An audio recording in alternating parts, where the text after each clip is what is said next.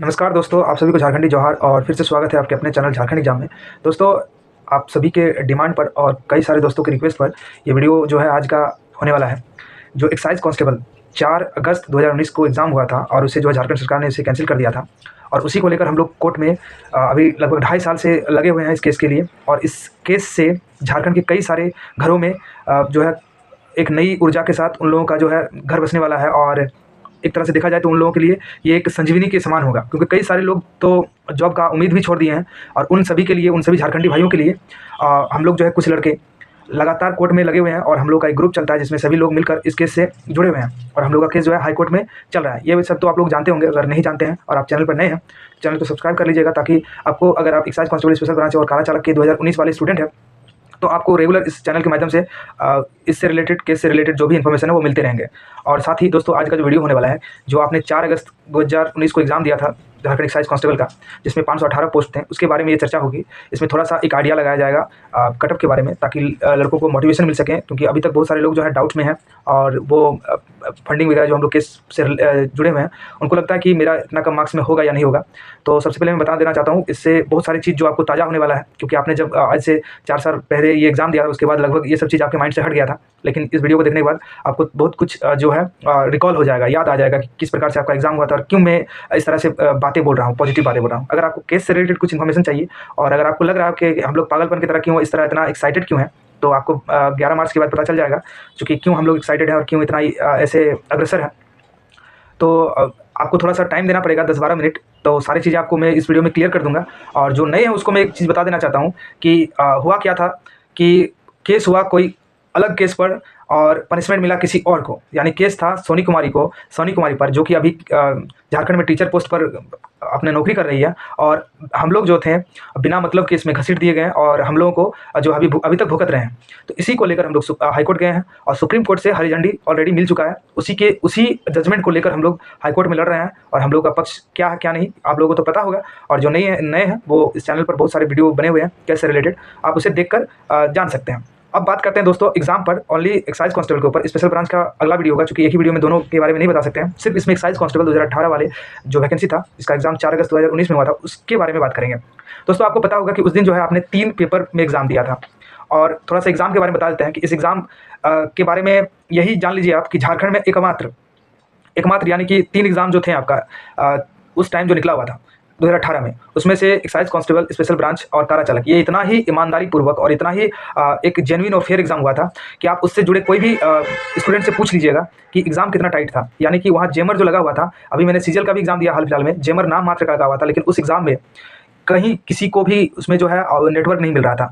Exam hall से 200-300 metre दूर तक किसी को जो है इसका इफेक्ट देखने को मिल रहा था, क्योंकि उस एग्जाम में आपने 800 रुपया दिया था एग्जाम फी के तौर पर और झारखंड सरकार ने उसका सही से यूटिलाइज भी किया था और अच्छे से अच्छी कंपनी का जेमर लगाया था, जिसकी वजह से एक जरा भी सेटिंग गेटिंग इस एग्जाम में नहीं हो पाया था। यही एक जेन्युइन रीज़न है। और इसीलिए जो हाईकोर्ट के माननीय उच्च न्यायालय के न्यायाधीश थे, उन्होंने जेएसएससी और सरकार से पूछा था कि क्या इसमें किसी प्रकार से गड़बड़ी हुई है, तो आप उसका सबूत दीजिए। और आप जितने भी जो रीज़न रखे हैं कैंसिल का, वो इसको हम नहीं मानते हैं। अगर इसमें कोई किसी प्रकार से धांधली हुआ था तो आप बताइए, जो कि नहीं था। 2.5 साल 2 साल के बाद आप एग्जाम को रद्द करते हैं बिना वजह का, तो ये कहीं से भी उचित नहीं है। दोस्तों, ये तो पूर्व की बातें हैं। अब चलिए बात करते हैं। पेपर 3 हुआ था, थोड़ा सा सारी चीज़ों को रिकॉल करेंगे ताकि आप लोगों को भी कॉन्फिडेंस आए और सभी चीज़ आपको याद आ जाए।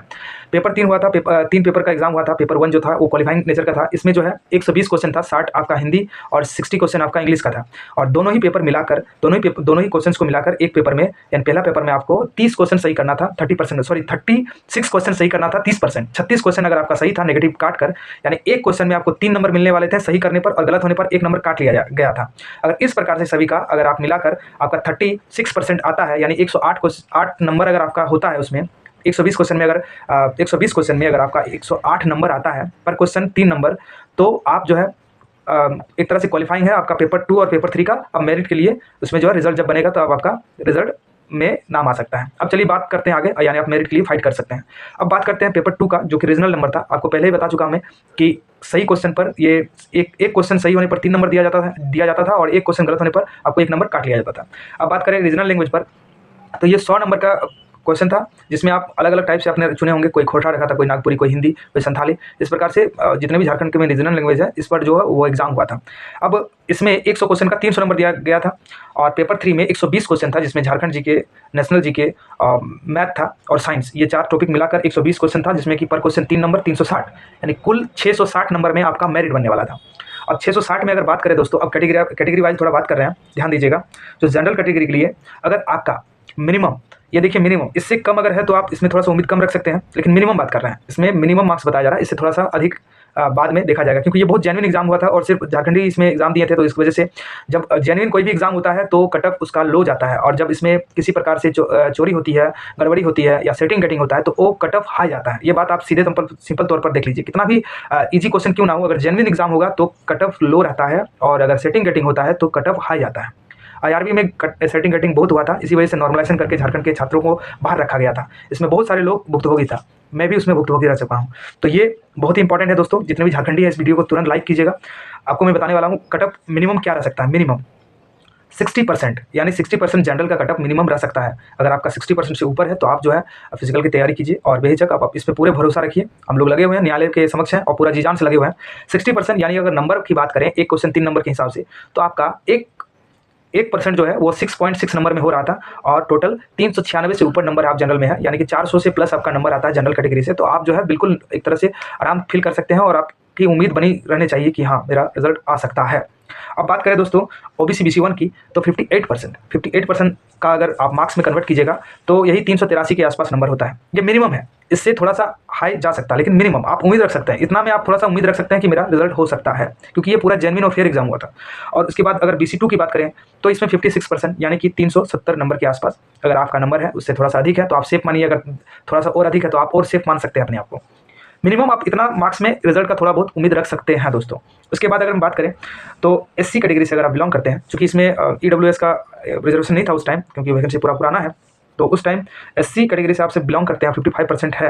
अगर इसको हम मार्क्स में कन्वर्ट करते हैं तो 363, यानी कि 365 से प्लस आपका मार्क्स है, SC कैटेगरी से है, तो थोड़ा सा आप उम्मीद रखिए, अपने आप को बेटर फील कीजिए, और इससे जितना अधिक है इतना आप अपने आप को सेफ मानिएगा, और जो है अपने आप को मोटिवेट रखिएगा। इसके बाद अगर हम बात करें ST कैटेगरी से आप हैं और मिनिमम आपका 50% है, चूँकि दोस्तों आपको पता होना चाहिए कि हर झारखंड के हर एक एग्जाम में बाकी सभी कैटेगरी से ST कैटेगरी का कट ऑफ बहुत लो रहता है, बहुत ही लो होता है। और अभी आज के ज़माने से इस कंपटीशन को आप इसका जो है कंपटीशन को नहीं मापिएगा, क्योंकि मुझे पता है कि आप लोग लग रहा है कि कितना कम कट ऑफ कैसे बता रहे हैं आप, क्योंकि आज का ज़माना जो है और उस टाइम आज से 6 साल पहले कंपटीशन कुछ और था। इसके बारे में भी मैं आपको डिटेल्स बताऊँगा, पहले आप थोड़ा कट ऑफ सुन लीजिए, उसके बाद आपको और अच्छा लगेगा सुनने में। अगर आप ST से हैं और 50% है, यानी कि 330 मार्क्स है आपका, तो आप जो है अपने आप को बेटर फील कीजिए और मोटिवेट रखिए, और जाके अपना पॉजिटिव रहिए, रनिंग वगैरह स्टार्ट कर सकते हैं आप। अब बात करें दोस्तों कि क्यों ऐसा बोला जा रहा है, क्योंकि आज आपने देखा है कि जो झारखंड एक्साइज कांस्टेबल का जो नया फॉर्म आया है उसमें जो है 4 लाख लगभग एप्लीकेशन, अभी भी 4 लाख कैंडिडेट है रेडी रनिंग के लिए, 4 लाख और 583 पोस्ट। सोचिए कितने आदमी थे कालिया, ये बात आपको दिमाग में आ रहा होगा, शोले वाला डायलॉग। और तब की बात है कि उस टाइम जो है फॉर्म फिलअप 1 लाख प्लस हुआ था, लेकिन स्टूडेंट कितने अपियर हुए थे, 80,000 स्टूडेंट अपियर हुए थे, और 518 पोस्ट को जब मैंने इसमें डिवाइड किया तो एक सीट के लिए 154 कैंडिडेट उस टाइम फाइट कर रहे थे। इसी वजह से, और जेन्युइन एग्जाम था, फेयर एग्जाम था, इसी वजह से मैंने इस तरह से कटअप का एक अनुमान लगाया है। ये मेरा निजी सोच है, आप लोग कमेंट करके बताइएगा, चूँकि हो सकता है कि आपके थॉट से ये नहीं मिलता हो, लेकिन कटअप जो है किसी के भी अनुमान के आधार पर नहीं बनता है, वो तो जो एग्ज़ाम होता है उसके कंपटीशन के आधार पर बनता है, लेकिन मेरा एक निजी सोच है, उसके आधार पर मैंने ये वीडियो बनाया है।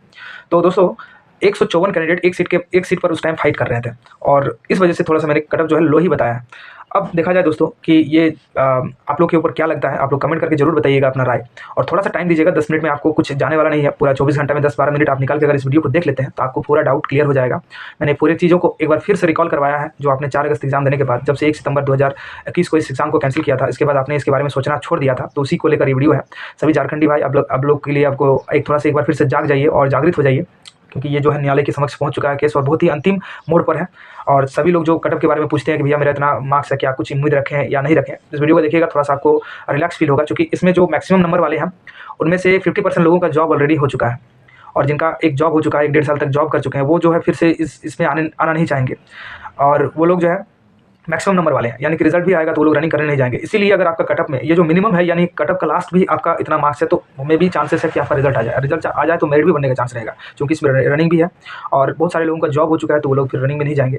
इसलिए दोस्तों ये बहुत ही इंपॉर्टेंट है।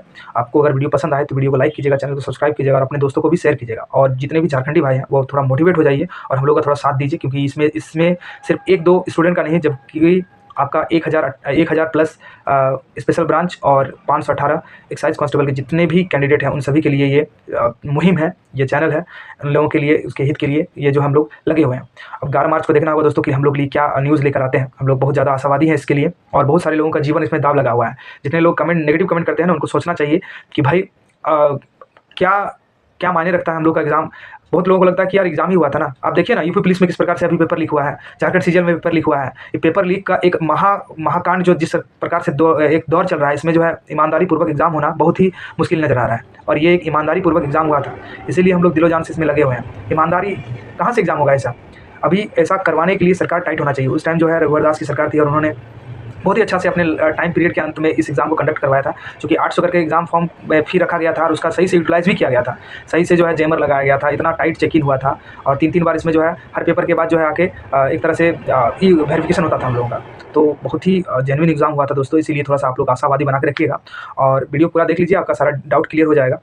चलिए दोस्तों, थैंक यू, और इसी तरह से अपना प्यार और सपोर्ट बना के रखिएगा इस चैनल को। थैंक यू दोस्तों।